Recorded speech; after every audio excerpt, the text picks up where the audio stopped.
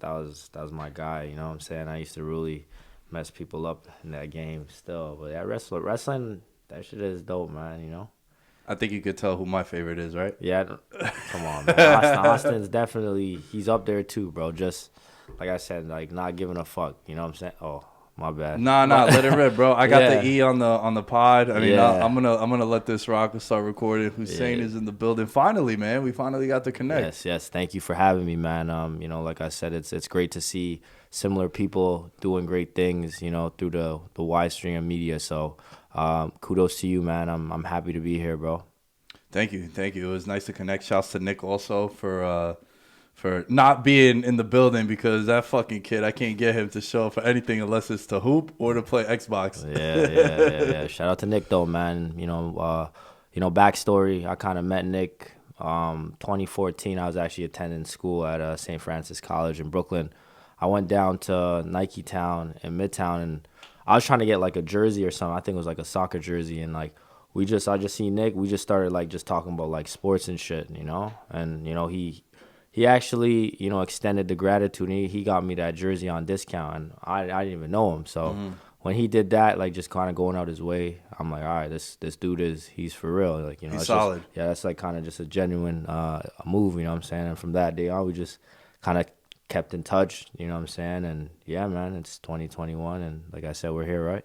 Yeah, I grew up with Nick. Nick's been on the pod too, Dunbar. Yeah. Cause it's weird. A lot of my group of friends, we got like 3 Nicks. Oh wow. So it's him, it's me, and then my buddy Nick DeVito, who used to be on the show too. We call him Boss. Okay. So we got Dunbar, Boss, and then everyone calls me Lamb because I'm Greek. Okay. So like for Greek Easter, we eat the lamb and shit. So man, I mess with Greeks, bro. yeah. Real. But dude, tell people a little bit where you're from, man, because I love your hometown, bro. I've been there so many times. That's crazy. I don't want to spoil it, but tell us. Yeah. So I'm originally from Scarborough, Ontario, which is east of Toronto's downtown core. Just like any other kid, kind of grew up in the inner city, played basketball growing up. So I had an opportunity to kind of travel through different communities, but I did attend high school in Scarborough, and I kind of played on like the ranks throughout different teams in Toronto. But yeah, so Scarborough East Side is the home of the Weekend, and other great talents in the industry, especially guys in the NBA now like Nickeil Alexander-Walker's from Scarborough as well. Xavier Than Mays and some other guys that really did good stuff in the sports world. So yeah, man. Big fan of The Weeknd, by the way. That's why I was pretty happy when you mentioned him. Yes, sir. I didn't used to like him, and then I went to a concert of his. I went to Beauty Fire. Behind the Madness. Yo, it was weird. So one of my friends, Cindy, she works for his label.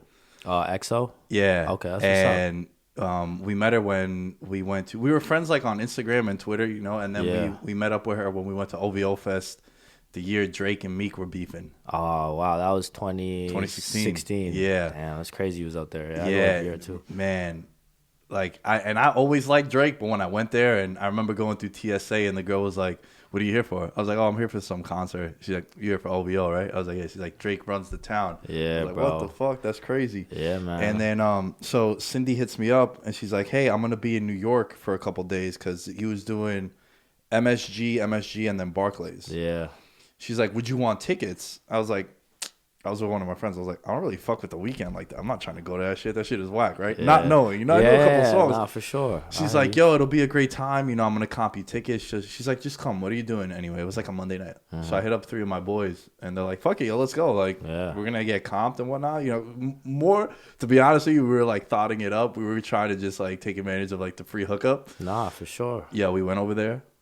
I've been a fan since. Yeah. I have 3 of his albums on vinyl. Travis Scott actually opened up for him. Yup. Travis is another great performer. Yeah, so that was a zoo.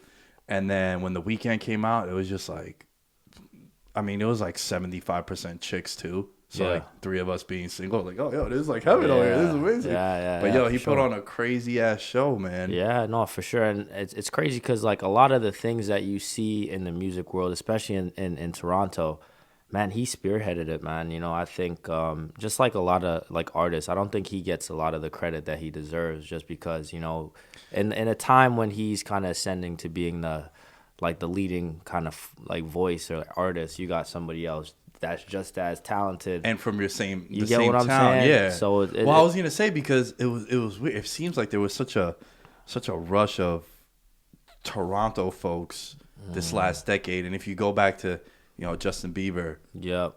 The Weeknd, and Drake, dude, you can make a strong case that those are three of they're like in the Mount Rushmore for our generation, Yeah, for right? sure. We're roughly the same age. You're Nick's age, and how old are you? 28, right? You 20, said yeah, yeah, yeah. 28. I'm 30. So like our generation is the same because I like to compare generations. Like were we ever at high school together, right? So it's like at any point were we in high school at the same time. So I like to do like a 4-year gap. Yeah. And you're right, man. It's easy for you to be underlooked, dude. You see it with athletes all the Yep. time, right? Like people forget how good Charles Barkley really was Man, because he because played now he's the against, talking mouth yeah, on and he played against TV. Jordan, He went so up against Jordan, yeah, Malone, tail end of Bird and yeah. Magic. So it's like it's easy for you to get lost in the shuffle. Look at how many guys in the NBA now are never going to win championships because they ran into those Warriors or with LeBron. What is it about Toronto that happened? Like, where'd that come from? Damn, Did you man. see it coming? Not to be honest, like, and it's crazy because kind of growing up, just like any urban city kid, you kind of stay within your respective communities. But the one thing that I did is, I used to kind of travel around to play against different talent in the city. So I feel like when I was in like my junior year in high school, I used to take the train into the city and play against like the top guys and different communities in Toronto, and I was kind of exposed to kind of different things like different restaurants and different music and stuff. But I always used to go to, there was like one summer league in the community, and this is when like Drake wasn't really rapping. He used to come and watch because he loves basketball, and his boys would be playing. Like OVO had like a team in the UFT summer league, so that was like the hot spot. I wasn't really old enough to play at the time. I didn't really have the link, so I used to watch as well. So you kind of see, the squad in passing, not really knowing. And it's crazy because Drake had to go across the border to kind of, get his notoriety. And then when he came back, people started really getting behind him. So, I mean, it's hard, man, because I feel like in a lot of things, man, they don't really embrace you until you're on. So, like, kind of seeing that and then seeing the Weeknd, kind of have that, like, mass eclipse to star presence as well, man. It was good energy for the city, and I feel like through their, ascendance to being great, artists, we have things that, the OVO tournament and OVO Fest and all these things that kind of created a mass culture in Toronto, and then the Raptors winning, I think that's a byproduct of the influences of urban culture and moving parts. So, it's great to see. I feel like now I kind of, appreciate it more when I like travel a lot because I didn't really get to take it in. But like when I started traveling a lot and when I was like spending summers away from like Toronto, that's when I'm like, damn, like, It's always hard to rep when you're in your city, and then when yeah, you go out. I've noticed that when I'll go to Vegas, Miami, even Cancun. When I went to Toronto, also, I'm like, yo, I'm yeah, from the city, and like there's only one city, yeah, right, New York City, and then it always hits different. I really noticed that, and even with I love that you mentioned like the Raptors and even the hockey team too. Like the Maple Leafs are probably the team in Toronto, I would yeah, say. And you even had those Blue Jays teams for a couple of years, man, yeah. making noise, In making the playoff 90s, yeah, appearances. for sure. Jose Batista with that Yeah, home run, it yeah, was on the cover of a Drake song, right? yeah, Like back, yeah. 2015, yeah. But what was the city like, man? I haven't really had a chance to ask someone from Toronto. What was the city like when the Raptors won the championship? Shit, man.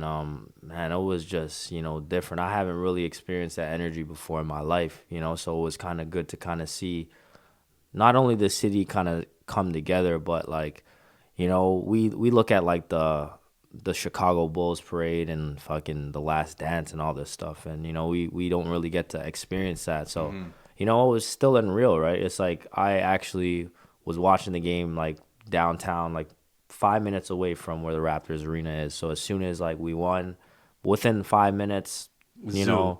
man, probably like 10,000 people outside. So it's like it's kind of wild to see that, and to see everybody like really repping the city. And you talk about hockey fans really being diehard fans, but you could never tell the difference between that experience there with the parade and these hockey fans at the ACC seeing the Leafs play. So it was definitely a once in a lifetime feeling. And like I said, hopefully we can experience that again. But we'll see.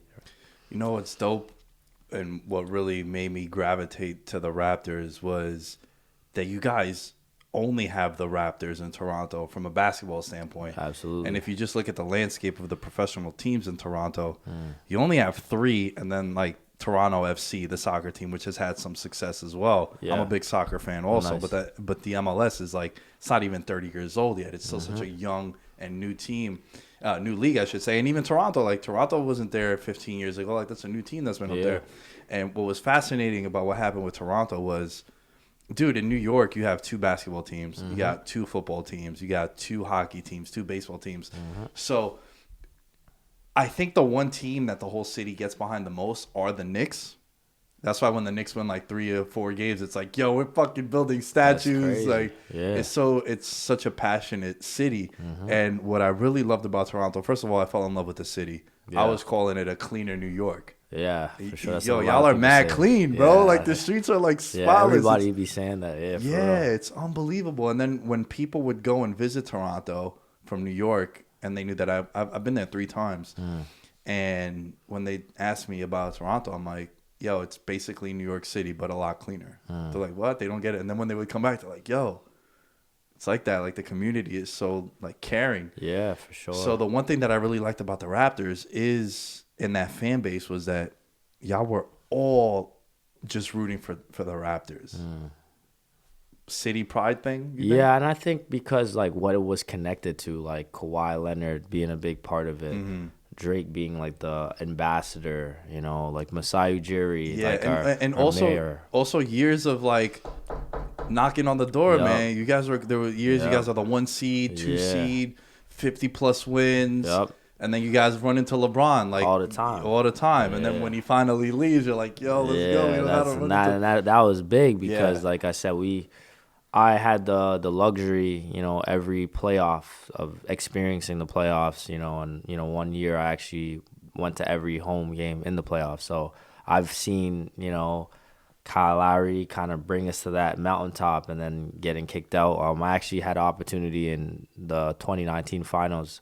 I went to Game 5 when KD really messed up. When he got hurt. Yeah, so it was crazy because when I think the last 2 minutes of the game we were up 4, and I seen them bringing like the trophy and everything on the floor. So I'm like, yo, this is about to be it. We're about to win a championship.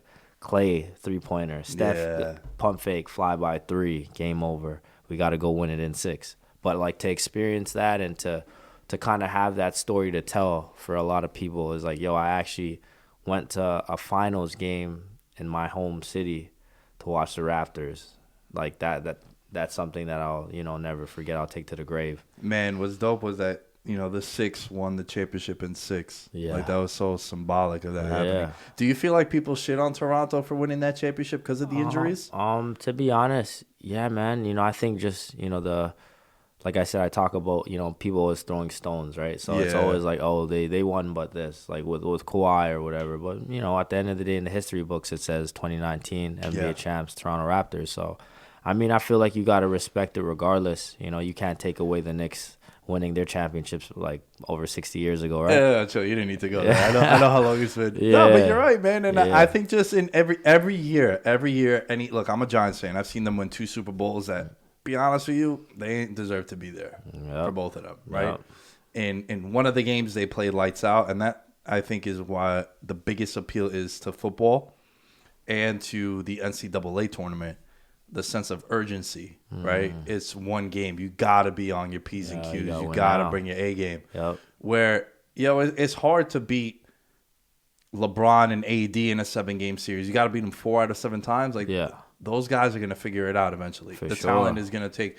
Whereas, imagine, bro, how different NBA history would be if it was a 3-game series every time, right? A team steals. Yeah, I'm not going to say 1 game, but like a 3-game series. You steal game 1, now you got to win 2 in a row. Yeah. The whole landscape of NBA history would be different. So I'm not, because that's not fair, like, to say that to Toronto. It's not, you guys didn't make them get hurt. Like, that's just shit luck for them. Yeah, and it's, like on both sides, man, it's unfortunate. I actually have a great amount of respect for KD's like approach to the game. So actually witnessing him go down and Drake and Katie are very good friends as well. So it was harsh because our fans were really saying some hurtful things when he got injured, man. And it's like as a competitor, as an athlete, you gotta be graceful and obviously showing respect regardless. You know what I mean? So it was tough, man. And I always like say it, if Katie wasn't hurt, it definitely would have been a different series. Clay, same thing. But at the end of the day, the man above had those plans, and that's kind of the cards that were dealt.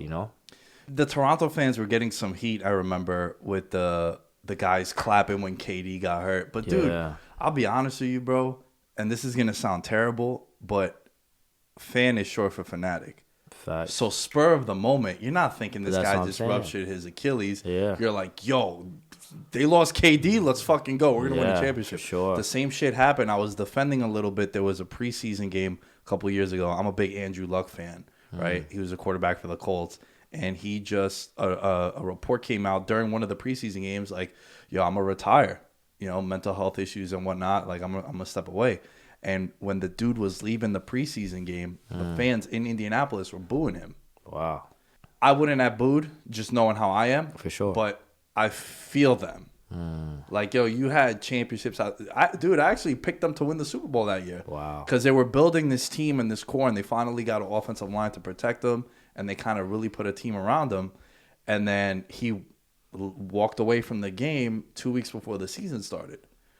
And everything on social media was positive, like mental health, step away, and whatnot. And there was one pundit on some network that was like, yo, kind of a dick move to leave your team high and dry right before your season starts. And that guy got murdered on social media, bro. They violated him. Yeah. So it's such a slippery slope when you come into mental health and whatnot. And look, that's something that I've suffered with as well. But what I was trying to get at and why I'm painting this story is I know it was kind of a jerk move from the Raptors fans, but I feel it, man. Yeah, for sure. Absolutely. And like I said, being in the moment, sometimes you don't think from a clear space. So you got to always, understand your environment and where you are at that time and place. And as for the, the mental health stuff as well, you look at what Kyrie Irving is doing right now in the NBA, and I think it's a byproduct of being in his own space. He was going through a lot of mental pressures earlier on in his career, but a lot of people, don't really understand because Kyrie's more of a mystique. You don't really know who he is. You just It's kind of an enigma. It's hard to figure out. It's like you kind of have these personal perceptions of who he really is. So it's good to see now, like, him playing at this level. Yeah. But I think having to take those steps away and stepping back and having personal time for himself to heal, that's the best medicine. You know what I'm saying? Yeah, man. It's when you're given the keys to the kingdom for something, it's inevitable that you're going to face some pressures like that. Yeah. And stresses. Absolutely. You're a young kid. You're 19 years old. Yeah, I say this all the time. The one thing that I hate that we do as a society in the sports world is we shit on kids that are 19 years old because they're a lottery pick and they're not LeBron right away, or they're not KD. It's like, yo, bro, he's 19. He's 18, 19, 20. Yeah. Right? Like, shit, I'll give you until 21. Yeah. Right? Like, show me some flashes, but like, yo, Absolutely. be patient. We're not patient anymore. We need guys to come in right away, and they got to give us 30 a game. It's like, yo, look at the history of the league. The guys that come in and drop 25 a game at 18, 19 years old, you're talking about dudes that are all-time greats. There's exceptions to the rules, but just look at Kawhi's first couple of years. Yeah. It wasn't until like the Even- 2013 season Yeah. where it's like, yo, Kawhi is a problem defensively. He was a Yeah. defensive guy. That's why he was playing a lot. Yeah. And then 2014, he blossoms into like an offensive player. And then, it was arguments about him being the best player in the league, two-way player and whatnot. But how do you feel about that, man? And a lot of it is social media. Yeah, absolutely. Because that's really changed the entire course of the world. And I feel as if now everyone has an opinion. Everyone feels as if, yo, Hussein doesn't like this thing. Oh, I don't like this thing either. Click, I'm going to follow Hussein because we're on the same page. Yeah. So everyone feels as if they're a part of a group, a gang, so to speak. Absolutely. And then there's a pile-on culture too. Do you see that happening in the sports world? Yeah, well, I feel like social media in general is like a place of like manipulation and influence, and every facet, right? You look at from a fashion sense, and a lot of females, right? They see a lot of material success or pictures or couple goals, and that's what they strive for in their everyday life, you know. And I'm not saying you can't look at a picture and get motivated, but don't make that your life. The be all end all. You get what I'm saying? Because Yeah. everybody's journeys are different. You know, your chapter 30 might be different than my chapter 28. You get what I'm saying? Like your process is different. So I feel like social media really does manipulate and rush a lot of people out of their processes. You know what I'm saying? So in sports in general, you know, especially now that sports media is like a lucrative business, you know, it does really open, you know, a lane for a lot of people to kind of, you know, chime in and rush and put pressures on kids. And, you know, it's crazy to say, but the NBA is $1 billion corporation. So, you know, organizations put pressure on the kids as well. And, you know, the fans are able to go on Google and see how much RJ Barrett is making and say, like, yo, he's making this much money. He needs to produce like a max player, because you look at the market value.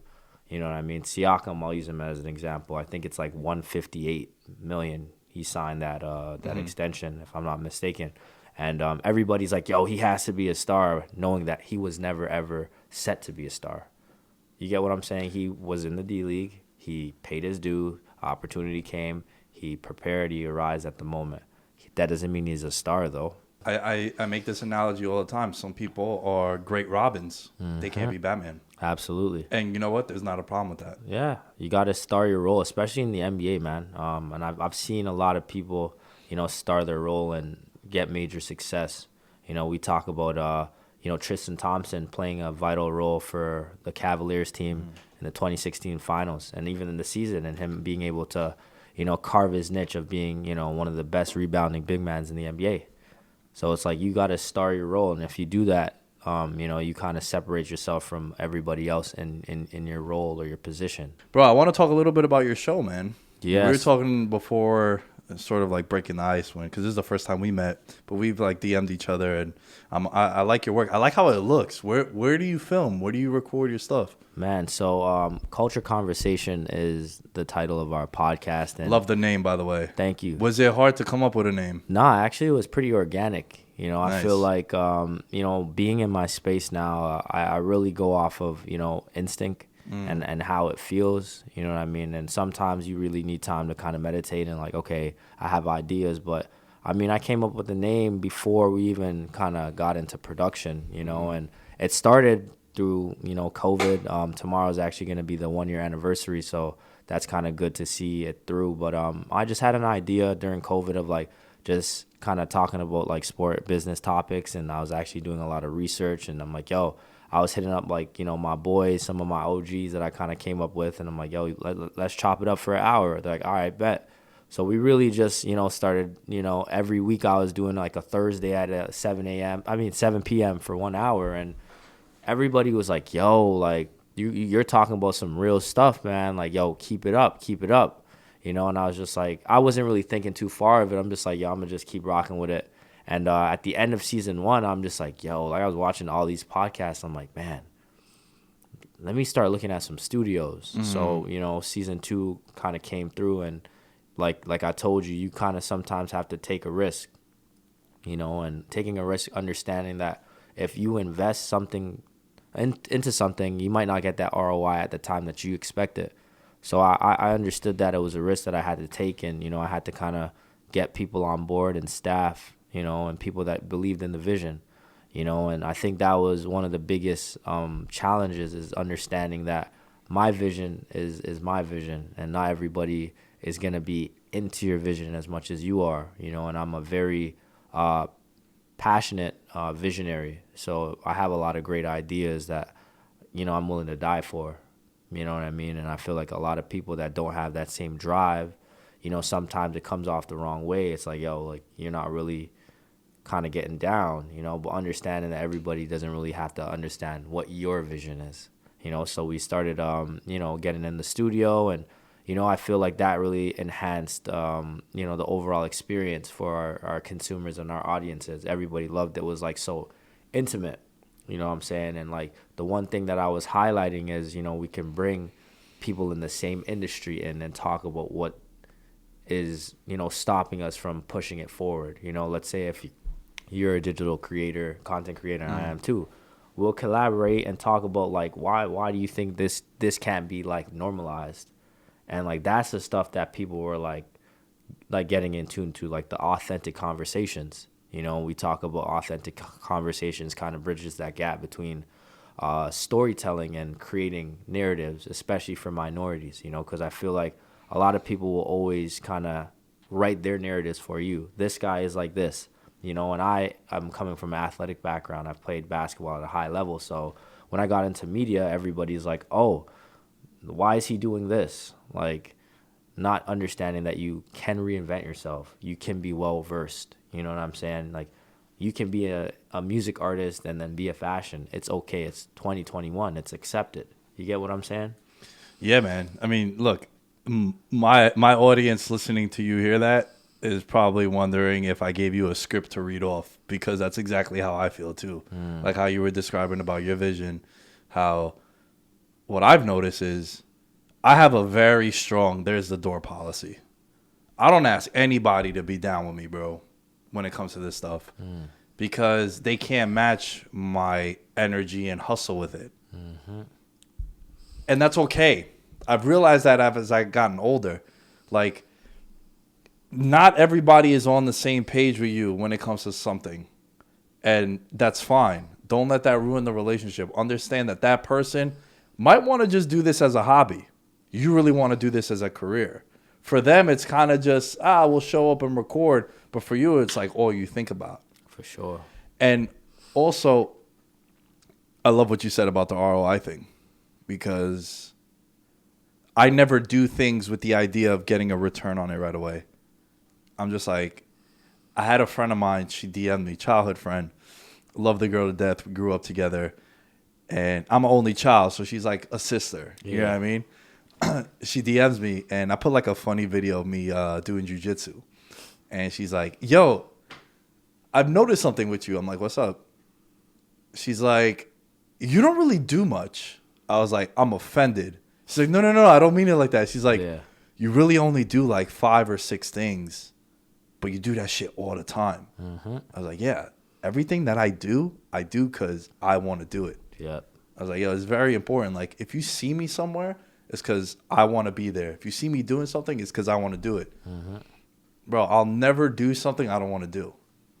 And I think that's very important. No, for sure. And I feel like understanding that, having that self-awareness is big, bro. Like, and I feel like when you start growing, like, personally, and, obviously everybody can't go to, like, new places, new elevations. So it's like, it's hard, right? Because you outgrow a lot of your friends that you were cool with from before. And for me, I've had to, understand that if you want to get to that place that you dream about, people are going to understand, if you're your friends, that you can't be messing $500 up at the club, because you got to invest in your business. You know what I mean? You got to. Also, I've noticed that it's not even the money that you're wasting. It's also the time. Absolutely. And your energy being there. I know, look, the last year's been wacky because of COVID, right? Yeah, so we're coming from a different place. But still, just, I talk about this all the time, man. What do you want and what are you willing to give up for it? Yeah. Because you can't be, now I've done a better job in 2021 so far. And I know we're about 3 months and a week into it, where Sunday's my Xbox day.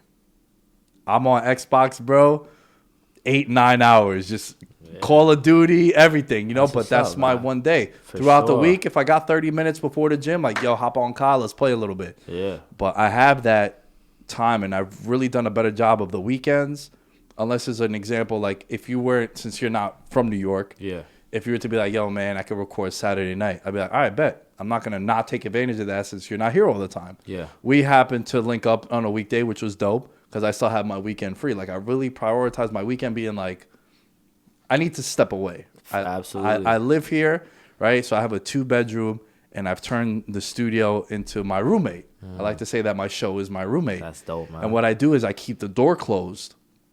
So when I'm chilling, it's not like I have to look at me creating and working. Yes.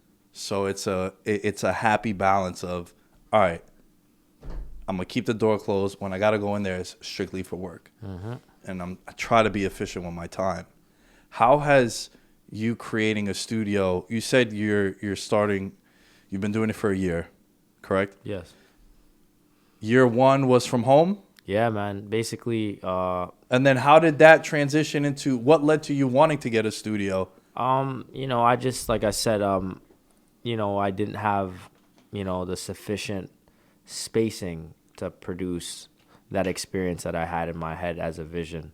And, like I said, I wasn't allotted the granted opportunity to live in like a great, big house, a spacious spot. So I had to say, let me like kind of reach out and see what my options are. And, we found a good spot, and, we've been able to kind of jazz it up the way we wanted it to in terms of like with art and plants and stuff like that. So that's the thing that I really loved about it. It's like we kind of created a studio within a studio, if that makes sense. Yeah, for So sure. it kind of gave you that, especially for our guests. It's like the first impression was like, oh shit, like this Yes. this is like legit. Thank you. And everybody had like great, and that's the thing. Shout out to our studio designer, Kenza. She's amazing at what she does. She actually really was very articulate and creative with the studio design, and you know what I mean. It was unbelievable. The seating, the Yeah, lighting, it just really made everything kind of like stand out, and everybody was always saying like, "Yo, fire setup."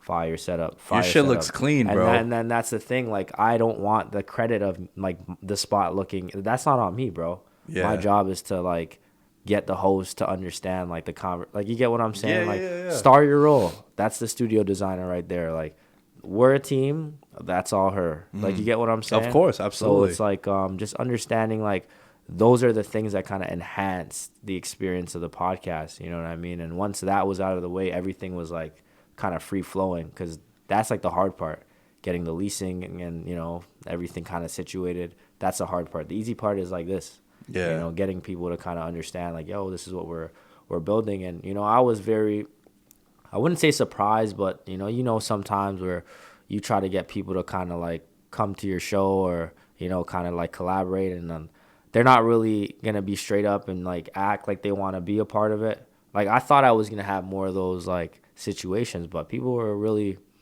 supporting and coming through. Well, you know what happens, right? When you get one guest, it leads to getting another, and then when you start getting bigger names, then it's like, oh shit, you had this person in your studio. Then and it's funny, man. I always get asked about how I go about getting guests on my show, and I'm like, I kind of just ask. Like, why are people so prideful to like? Yeah, just ask, bro. Yeah. I think that's a generational thing. It is, honest. Yes, and also you have to give people an incentive, right? So I have a preset email, bro. I didn't send it to you because the way we connected was different from how I connect with other people. We have a mutual friend. Yeah. So from there, he vouched for me. Absolutely. Yeah, you know what I mean? So it's like it's different like that, which is also great, and that's fantastic, and that's a great tool to have in your arsenal. But, man, I have a preset email of every guest that's ever been on the show. People from ESPN, professional athletes, fighters, the whole nine. So when I send an email out, it's an email that has all the stats and analytics of the show, the downloads, to give people incentive. Like, yo, there's a studio. I'm on a network with Blue Wire. Like, it's a credible thing. You're not wasting your time. So I have this email, and then I update it with every name that comes on, or I'll update the numbers, tweak it a little bit. Yeah. And then when someone reads it, it's like notable guest on the program. You're like, oh, it's not a waste of my time. And then now having a studio, spoiler, people don't know that I live here. I just say it's my studio. Yeah. And then when they come, it's like, all right, I already got you here. Because once you walk in, you forget that like the kid's actually living here too. And that's the thing, right? I feel like, and that's crazy, man, because I feel like especially like being the guy that's, I don't know, I think that you can learn from everybody. So I would never want to like turn down an opportunity because like a big name wasn't like in there. You know what I'm saying? But I understand how the social constructs of today has changed, and it is more for clout and attention.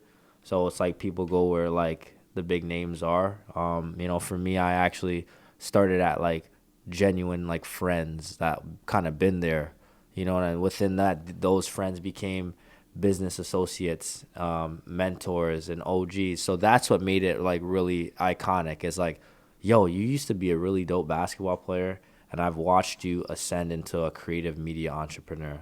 Like, you said you were gonna do this, and you did it. And for Yeah. them, I was like, yo, you motivated me to get on my business stuff because I seen how you were when you were managing NBA players. Well, it's funny that you mentioned the thing with the friends is because I've had countless examples where I'll have my buddies on Yeah. with no social media following, and then I'll have like an athlete, and my Yeah. audience gives me the most feedback on like, yo, I love the story of you robbing your boy Dylan on your trip to Toronto. Yeah. Like I stole $30 out of his wallet because I wanted to pay for this girl to come back to hang out. Yeah. And then the next, like, we shared the story on there. He's like, yo, we love that because there's a sense of chemistry. I gave him back the money too. I don't want to put Yeah. myself out to be a jerk. Yeah. But there's a sense of camaraderie and a chemistry that you can't duplicate with someone that you just met, bro. Absolutely. It's very rare. Yup. And again, it goes back to like why I think us two are flowing right now is because we have someone that's a mutual friend, and we've also talked the last couple of months, like through Yeah, DMs and whatnot, for and we're sure. in the same field too. So, and what you said is very important, man, because a lot of people don't. I love doing these conversations because I learn, and that's why I ask. I'm a mad curious person, bro. Yeah. Inquisitive is the Yeah, word like, that I. yo, where's that hat from? Where'd you get that shirt from? Where are your Yeah. sneakers from? Like, Yeah. how much you get those sneakers? I know some dude that could get them cheaper. Like, Yeah, no, for sure. I'm a curious person, and Yep. asking questions, man. Remember growing up to like, there's no such thing as a bad question. It's Yeah, true. I mean, it's crazy because a lot of my teachers didn't used to say that. They used Interesting. to kind of put the pressure on, like, do you have any questions? Like, waiting for you to, like, mess up. And that's, like, a whole nother conversation, with, like, being a urban city kid, an inner city, like, with teachers that are underpaid and stuff like that. But, I don't want to go off on a tangent. But, like you said, right, it's understanding that, those questions that you ask will raise your awareness. You know what I mean? I've learned so much from you just by watching your stuff. You know what I mean? And seeing the way you continue to put out content. I've only knew you probably a couple months, but it's just like I've learned so much from you.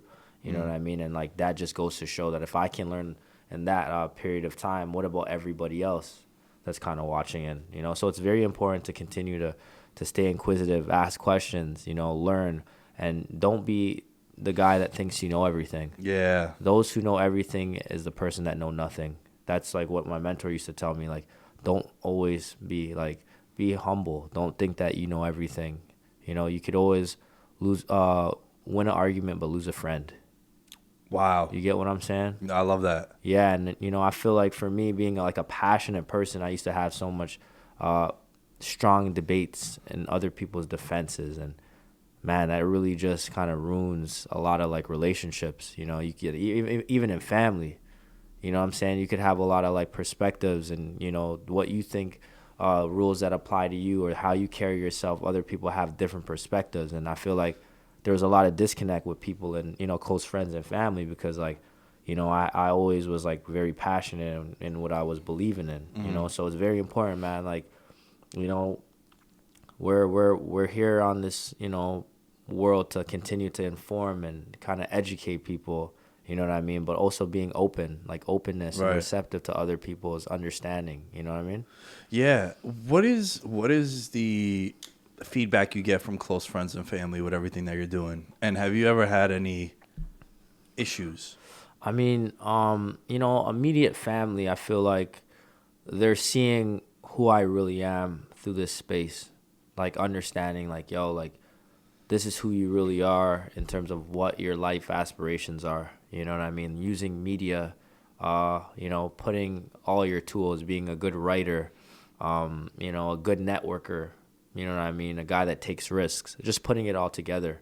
And, I'll use my sister as an example. She was somebody that wasn't really, I wouldn't say supportive of what I was doing, but, she understood that, like, for her to see tangible things was a way to understand, like, okay, he's doing stuff. So, when I really leveled up with the podcast and she's seen it, she's like, wow, like, he gets it. We had that conversation and, we kind of spoke about those things and had a real conversation. And she was just like, now I understand, like, what it is you're really trying to do.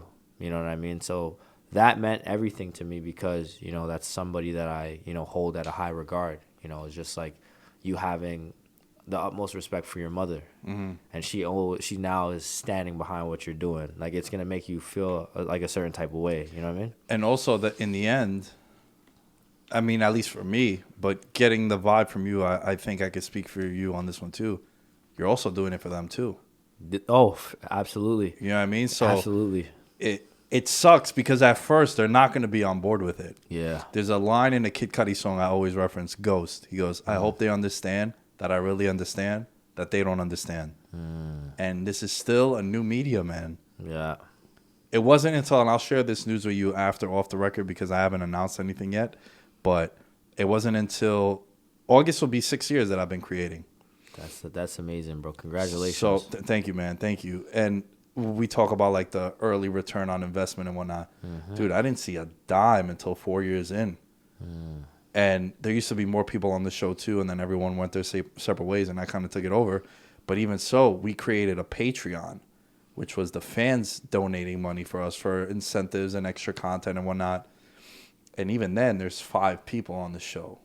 So, like, it wasn't a sustainable, like, source of living. Absolutely. Where we kind of was just reinvesting that money and, oh, let's go to this town and shoot some content and go to this event. Or let's buy this new microphone or this new camera, whatever it might be.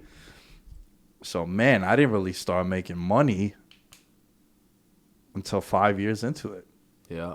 Think about that, man. Yeah, man. Like, and that's the thing. I feel like our generation, man, it's like instant gratification. You want to work out once and get abs. Right. You know what I'm saying? You want to work hard for a month and become a millionaire. You want to just get everything now, but you got to understand that there's something called a process. And, I've created my online media platform in 2016. My company's been running for 2 years. My podcast is officially 1 year old tomorrow. I haven't put in 10,000 hours yet. So what I think I deserve is not what's real, because those are two different things. You get what I'm saying? Mm-hmm. It's all about repetition. I'm not a master of what I've done. I haven't put in 10,000 hours yet. And that's the reality. So, I can continually strive and say I want this and this, but understanding that the Jay-Z's of the world, the Rich Pauls of the world, they have been doing this for a sustained period of time.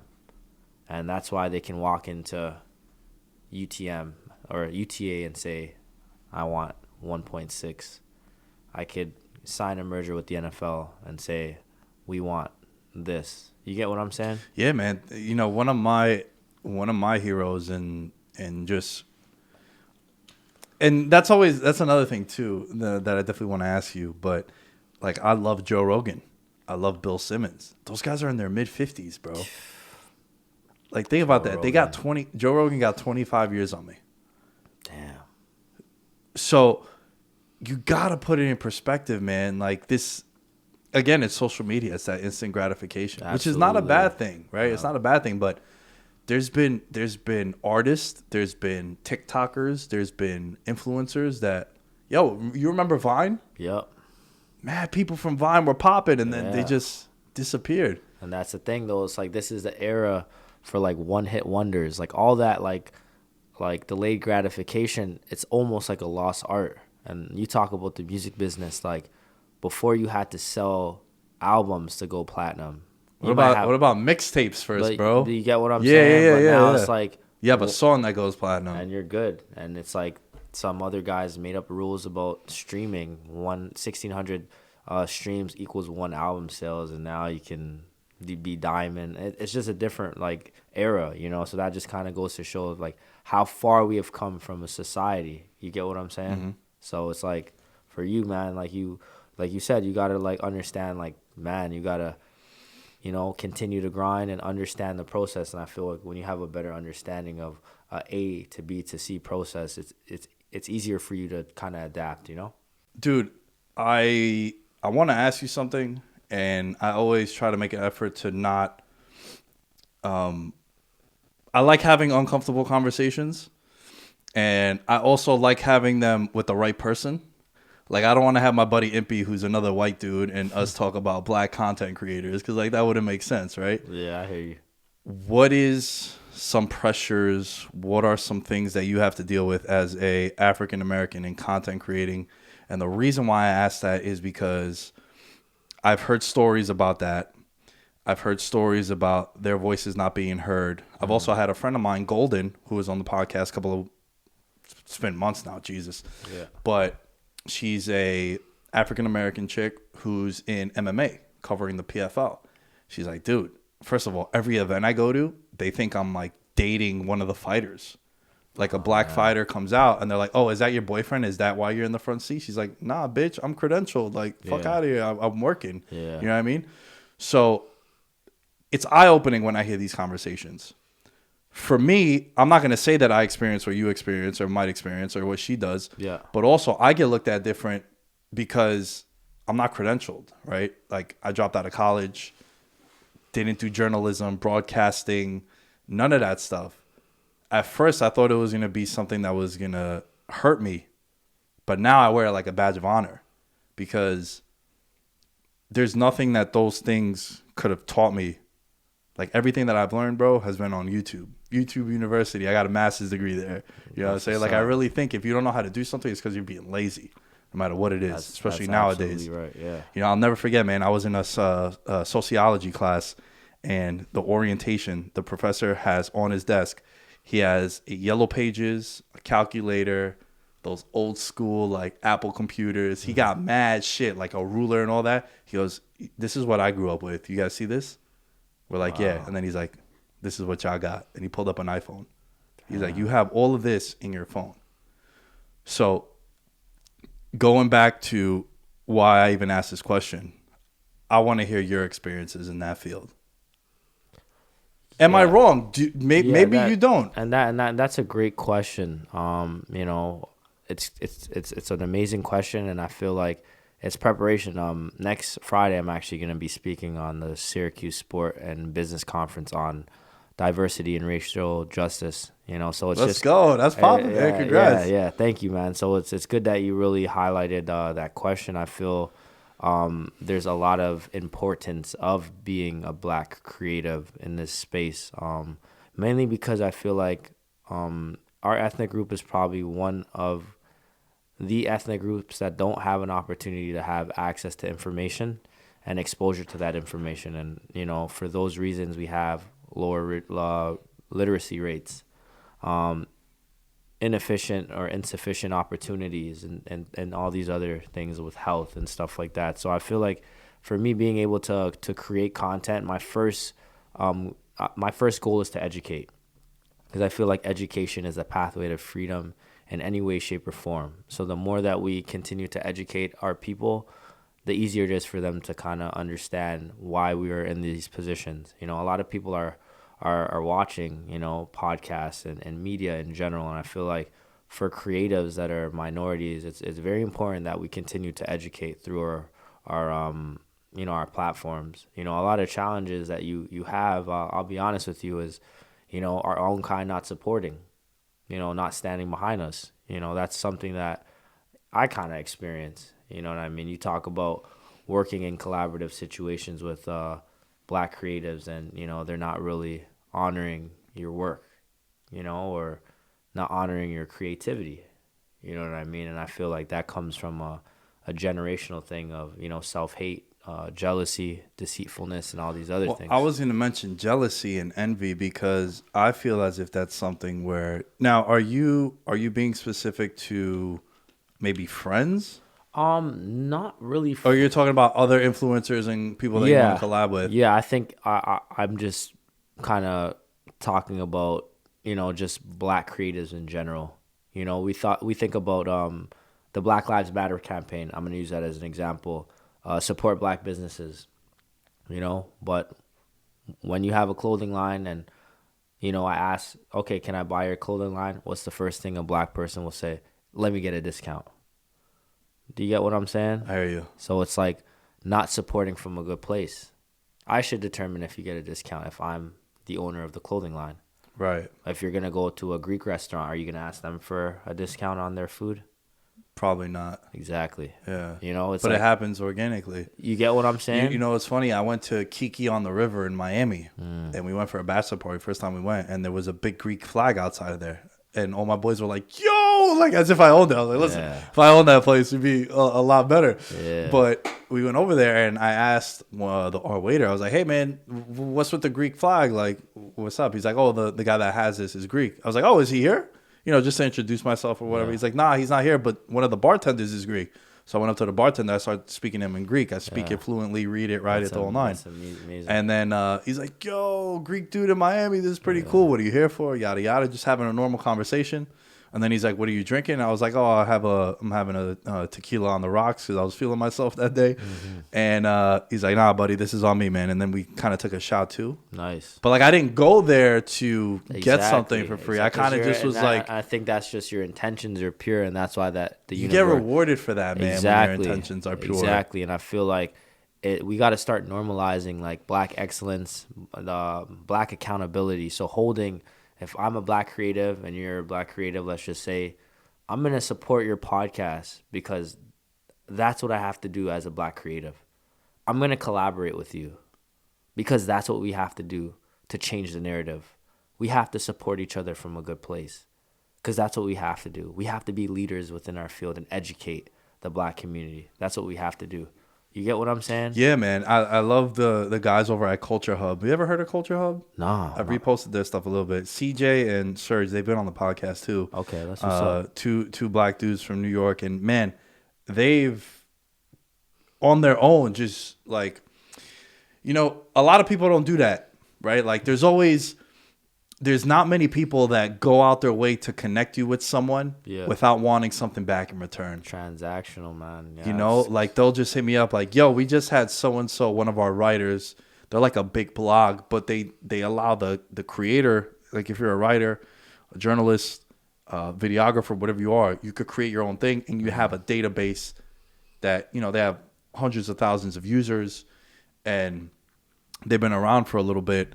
And they use their platform to give someone like you a rub, sort of like a look, right? A rub using the wrestling term. Yeah. But they would get interviews with people and they just like randomly hit me up like, "Yo, man, we had so-and-so, one of our writers wrote about them, did a piece. I think it'd be good for you." It's just like, man, I tell them all the time. I'm like, "Yo, people don't do that." Yeah, bro. Where does that come from, you think? And you know, like I said, for me, I use my like how I grew up. You know, I grew up with you know, my family were really, you know, they came to the country with nothing. We lived behind the poverty line, so it was like we really didn't have nothing, but we had love. You know, and I feel like when you don't have anything, all you have left is to be a good person. You know what I mean? And that comes with like showing love always. You know what I've noticed, man? And this is totally just an observation that I've made through the years. Mm-hmm. The people that come from nothing are the ones that are the most genuine.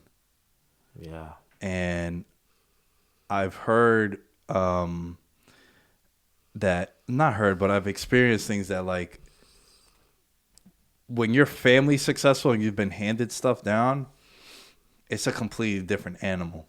Yeah. I think that sometimes that's what burdens people and kids like our generation. Like I'm speaking on our generation, right? Like, yeah, for sure. I know friends that were broke and are now successful. And then I have friends that like they had a Range Rover at 16 years old, right? Or every 3-4 months are on a vacation. Like every spring break, they're in Jamaica or Cancun or whatever with their family. And it's like, man, their perspectives are so different because then what happens when you go out into the real world, it's like, man, mommy and daddy ain't going to save you all the time.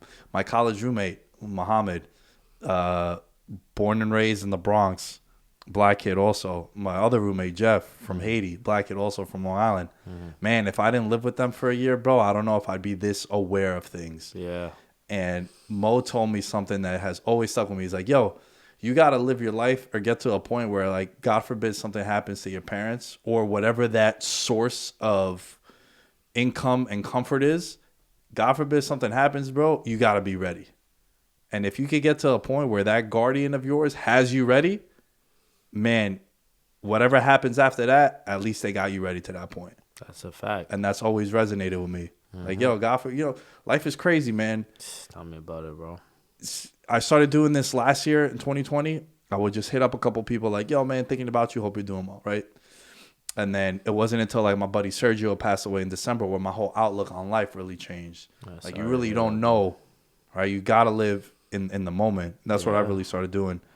And it's true, man. You just don't know, and you have to be prepared for worst case scenario sometimes. Yeah, and I think with the where we're at, the current climate of the world now, man, it's like the people I thought were like invincible. When you grow up and there's like superheroes, you're like, yo, this guy can never like Kobe. Like I thought he would never die. Like like Nipsey Hussle. Like that was like one of the reasons why like I really wanted to attack like life. Like yo, okay, I come from nothing. That doesn't mean I can't be a Grammy nominated or a self-proclaimed like legend in journalistic principles or something like that. So like for those two people to really be taken away from that, our world kind of just goes to show that like, yo man, it can happen to anybody. You know what I mean? And you got to understand that where we are now is it's what we say predetermined. This was written. Yeah. Like this conversation we're having was written. You know Right. what I'm saying? We're supposed to be here. And, Right. and I understand that like, you got to trust like where you are in life is this is where you are for a reason. And never ever like question that. Like I used to see myself in rooms with millionaires and corporate meetings and doing this stuff with Syracuse Business School. Like 2 years ago I would say like, how am I here? Like how am I in this room? Like those were like that's the first thing I used to say. But now it's like this is where I belong. You know what I mean? I've served the world for how Pay many, your dues, bro. like you get what I'm saying? Yeah, absolutely. So it's like you belong here. You're gonna God willing, this is gonna be like a leading podcast show in the Northeast one day. Bro, that's what that's what you deserve. Yeah. You invested 10 years of like you get what I'm saying? Yeah, of course. You got to. People don't pay dues, man. Yeah, so I really understood like, yo, you got to understand with the universe and with life, man. Like you're here for a reason and you got to always stay blessed. I'm not saying be a crazy religious person, but like just make sure spiritually you're in tune with the world. You know what I mean? Yeah. You mentioned Nipsey Hussle and Kobe. Is it safe to say those two guys were a big part of who you are today? Yeah, Because Nipsey Hussle, man, it was weird. This weekend, actually, so this is going out Monday, but this weekend coming up is Wale Mania. Wale Mania is a wrestling hip-hop collaboration between these guys, Emilio Sparks and Kaz, with Wale, the rapper. Okay. And Wale's a big wrestling fan, so he does like the opening party of WrestleMania weekend, which in the wrestling world is like their biggest event. And I went to that the year that Nipsey Hussle passed away. And this was like 3 days before he died, bro. Damn. I knew nothing about Nipsey Hussle's music. I knew who Nipsey Hussle was because I'm a hip-hop fan. Yeah. But I didn't know anything about him. And then they played last time that I checked. And the place went fucking bananas. Yeah. Right? And then I'm like, yo, what the hell? And then I was talking to one of my buddies who was there with me. He's like, yo, you'll like this dude. Because I don't listen to music much. People are like blown away by that. If you weren't rapping or making music prior to 2014, like I probably don't know who you are. Listen to your music. For real. And then Nipsey came along, and now, bro, I dare you to send me an interview of his that I haven't seen. Yeah. And that's the thing, right? It's the message. Yeah, man, he was very in tune with like himself, you know what I mean? And obviously one thing I really respected was more of like the transition, growing up in Crenshaw, and I've been in Crenshaw. I played in the Drew, which is in South Central LA, so I have a big understanding of like where he came from and stuff like that. So to come out of those like neighborhoods and to be able to be alive at that age, that's like honorary. But to be able to invest in your community, empower your people, build a company with your family, and inspire the world to do great things like that's just inspiration in its highest form. You know what I mean? And like when I listen to him, it's like, it's like a messenger telling you like, yo, like things are gonna happen. I always used to use TMC as like that was like my motto. Like you just gotta keep running your own race, bro. Like don't quit. On your own time. Like, you know what I'm saying? And like that's like the motto I still live by, like today. Like the marathon will continue. Like, you gotta just keep trekking. Whatever life is gonna bring to you, you gotta just be ready, you know. And I'm probably in, you know, my 15th kilometer, 42 Ks in my marathon, and you just gotta keep running, you know. So Nipsey Hussle really was a, you know, a big part of me. And, you know, it just sucks that I didn't formally get to meet him, you know, in life, because I felt like that would have been like an iconic thing for me, you know what I mean? But, you know, like I said, God had other plans for him, and, you know, his legacy will continue to inspire people like me to continue to do or pick up where he left off in terms of like educating our people and stuff. So, yeah. All right, before we start to wrap up the show, let's do the Patreon roll call. Shouts to the members of the Patreon. Nick Chavez, Christopher Velasquez, Daniel Gibson, Derek Platees, Devin Rondone, Jake Powers, Corey Johnson Hoops, Mike Wozniak, and Ryan Pisner. Patreon.com/Veterans Minimum to support the show. You'll be able to hear the 6-pack with Hussein as well. Dude, you played AAU, right? Yeah. Okay. There's a lot of similarities in the NBA right now with the AAU shit. Yeah. A lot of dudes being like, yo, me and Hussein are boys. Let's go link up in Chicago and play together. Yeah. How do you feel about how that's changed the NBA? Yeah, I mean, it definitely, you know, like I said, the playing style is more free flowing, which I feel like as a fan that grew up in, you know, street ball and, you know, just kind of open gym mentality, it's good to kind of see, you know what I mean? Is it good to kind of see? Like for me for me growing up like that and playing like that, like playing AAU ball growing up, I love to see it because it brings back memories. But I'm also a guy that loves to watch good basketball.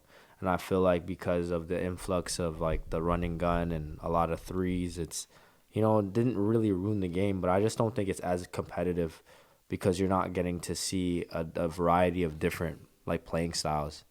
Like, I used to love the fact that like in the early 2000s, you know, there's like the Lakers that were like dominant inside. They had the big inside with Shaq. You get what I'm saying? And then you'd have like those Suns teams. Yeah, and then you can even have Philly with AI that's more like grinded out Larry Brown offense, like to perfection. And like Indiana or like Boston, that was a good defensive team. Like, you would always have like an MO for a different team. But where now a lot of the teams are made up the same way. Yeah, like shoot threes, running gun, 1-5 pick and roll. We switch, we go 1-on-1, late shot clock, Harden. Like, you know. Yeah. It sucks, but you know, like I said, that's like the evolution of time. You know, it's like I don't want to have to sound like I'm an OG by like saying stuff like this, but it's like I come from the era where, you know, like the AAU era. You know what I mean? Where it wasn't as competitive, but it was like just like a run. Like, it's like you going to play at the park right now. You're just trying to get a sweat. And I feel like that's like where the NBA is now. It's like, yo, I'm just trying to get buckets. Like, I'm just trying to hoop. Like, you know, I'm not saying it's not competitive, but it's not as competitive. I don't think so, because like the whole super team stuff, that wouldn't fly back in the 90s. Yeah, you know what I mean. Well, you know what else I think has happened? The three has become so dominant. Bro, you could tell if a team's going to win or lose a game in the first quarter. Yeah. Team comes out 3 of 12 from 3, you're like, they're going to be in trouble, especially the other team's like 6 for 11. Like, if your 3 ball's not dropping, it's kind of quiet for you. Yeah. And now, I was talking about this with my buddy Robbie on the last episode. Dude, how many step back threes do you see when the game is tied? Because everybody wants that Luka Clippers moment, right? Yeah. Luka hits that 3. You get the bang, bang from Mike Breen and shit. Like, that's the new age, bro. Yeah. People want that social media moment. So when it's 120, there's 4 seconds left, you get the ball at the top of the key. You know what you're doing. You're not going to cross them over, drive to the cup, dish it out. No, you're not doing that. You're 3, 2, step back. Yep. Let me get it for the gram. Yeah, and you know, like I said, it looks good. That's what I'm saying. Like, you're going to be the main segment. Yeah. You're going to go viral. You'll get like 50 to 100,000 Instagram followers. Like, that's the thing. We spent a lot of time talking about social media. Yeah. That's the new age of the NBA. And I think people always say this, and I have a big issue with this because the NFL draft is coming up, right? And everyone's like, oh, yo, this guy is the next Mahomes. This guy's the next Rodgers. Oh, wow. This guy is like the next Tom Brady, right? You always hear these comparisons. Like, nah, bro. Those guys are outliers. Like, they were at first it was Mahomes was going to be the next so and so, and then like Mahomes became the template that you wanted, right? Like, oh, the next LeBron, the next Luka. Like, no. These guys are now their own. That's who you're trying to find, right? And I think what happens is because of social media and because of how like the games have all changed across the board, like even in the NFL now, bro, like quarterbacks throw for 4,500 yards like on a bad season, or back in the day it was like, yo, you're winning MVP, son. Like it's wild how the game has changed because offense is what sells. All right, you ever watch a game with your friends and you might be super invested in an 88-90 game with 4 minutes left, and they're like, man, this shit is ass, bro. That shit sucks. I see it like one of my favorite games of recent memory. It was the Seahawks played the Cardinals on like a Sunday night football game, and bro, it was like 10-7. But it was just like, was that the overtime one? I'm pretty sure that game might have went to overtime. It was a Sunday night football game. This is like 4 or 5 years ago, but it was like smash mouth, great defensive plays, very calculated, moving down the field and whatnot, long drives. Like I like that, but people want that Rams Chiefs game where they scored 108 points. Yeah, you know, because it's the fantasy football, it's the social media, the moments.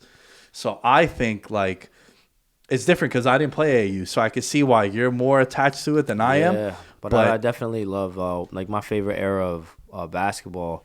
Like watching was 2000s by far, like the early like 2001 probably to like 2007 or 8.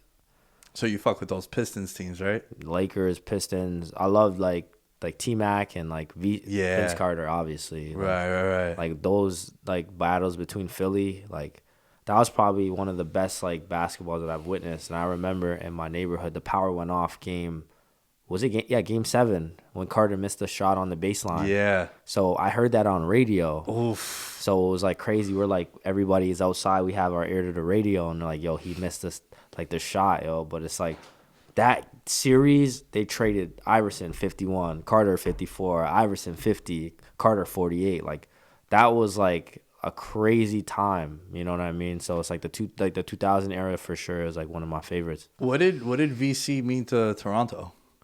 You know what's wild, bro? I forget that he's like American. Yeah. Like because when I think of Vince Carter, I'm like, oh, he's Canadian. Yeah, and that's the thing. I feel like this is another thing, man. You know, legends don't get their flowers, bro. You know what I mean? He's a guy that not only jerseys in the rafters, bro. Like, bro, he should have a championship ring, bro. Like, VC really popularized Canada basketball, the Air Canada Center, Toronto Raptors. Like, bro, like, you don't get like a championship without Vince Carter, man. Like, you can't just make a documentary about it and like he's a part of history. Like, you get what I'm saying, absolutely. bro? Like the things that he's brought to our city from like a culture standpoint, undeniable, bro.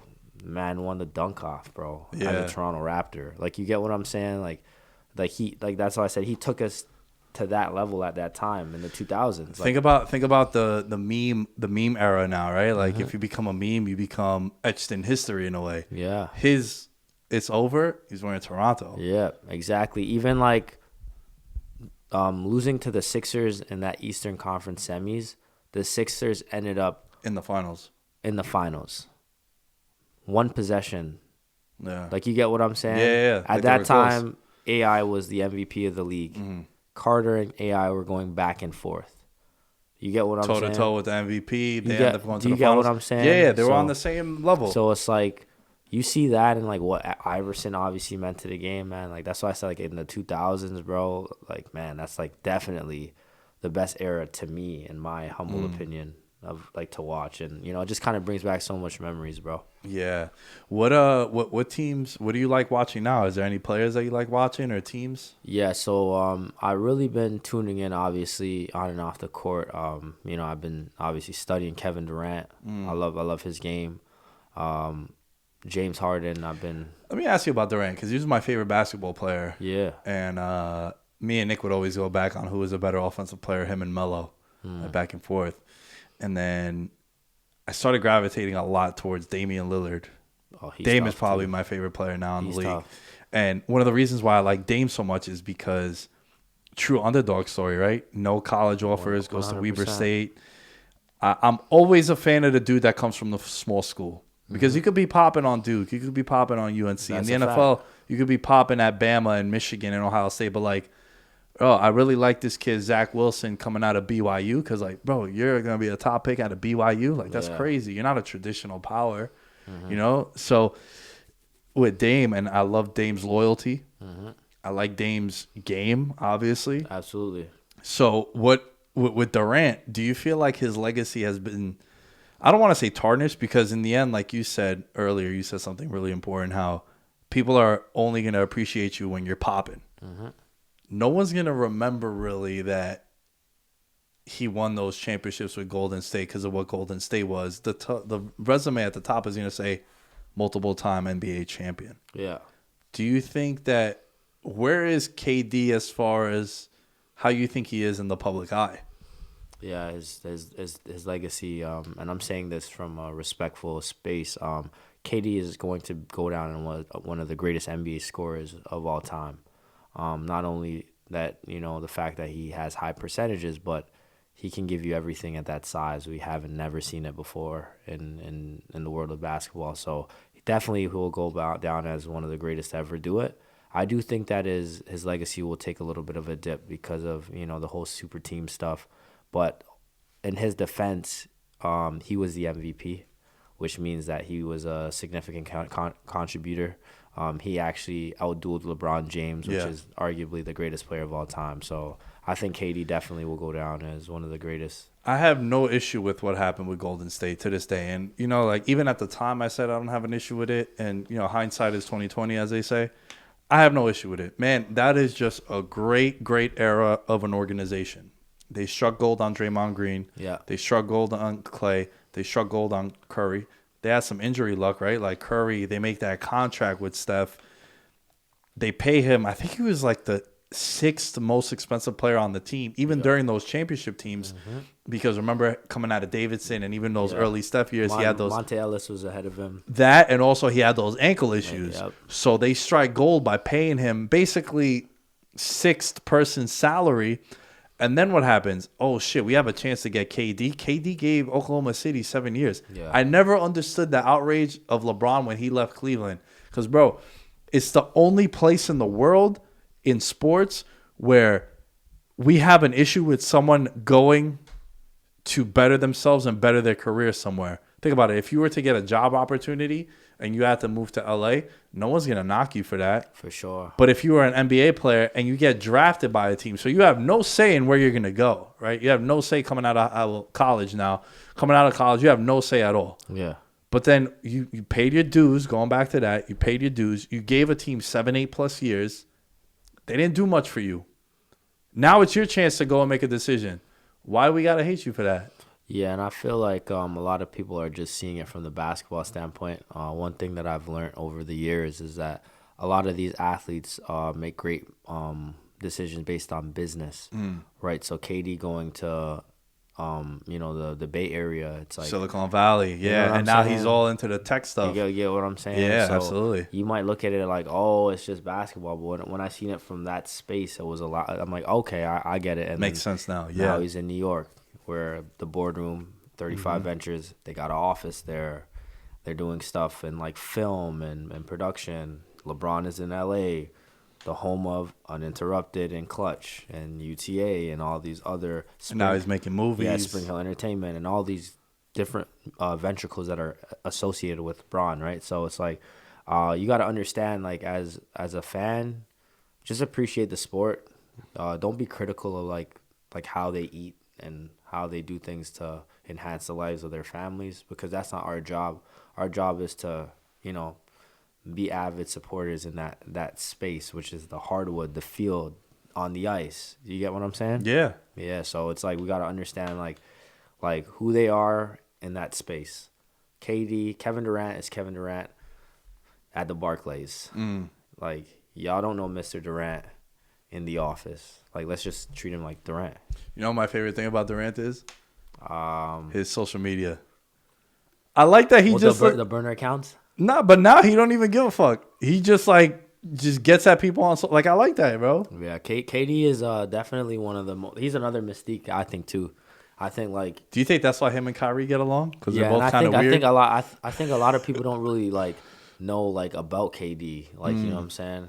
And I'm not gonna lie, I heard like some really like good stuff. Like he's like a really really like good dude, man. Like I heard a lot of great things about KD. So I mean, and Kai too. Like I heard a lot of good things about Kyrie Irving as well. So it's like I just feel like in media, man, they're always gonna have those like preconceived, perceptions of who you are and who they want you to be, right?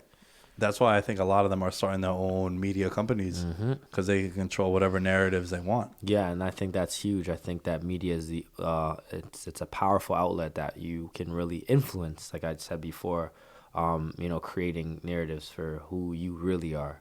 You know what I mean? You can make movies and documentaries based on your imagination, your vision, like what, and that's what I feel like a lot of people are doing in the content creation space as minority creatives.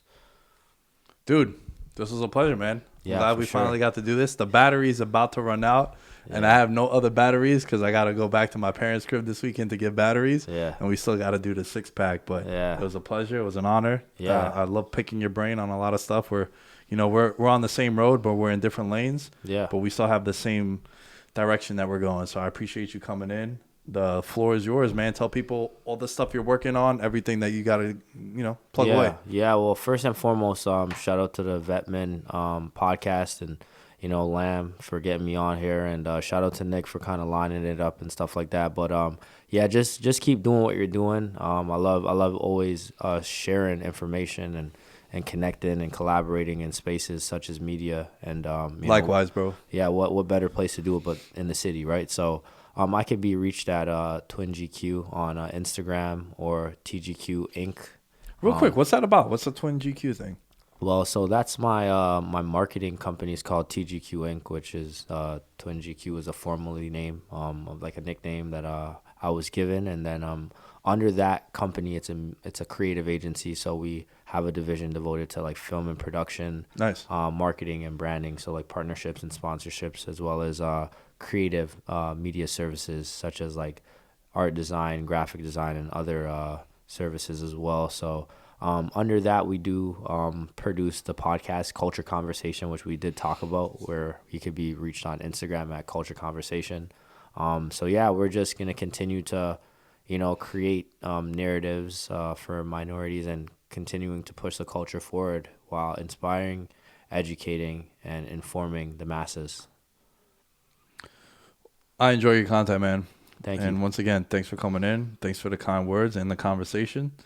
And folks, I'll have everything in the description. Check them out, and we'll catch you guys next time.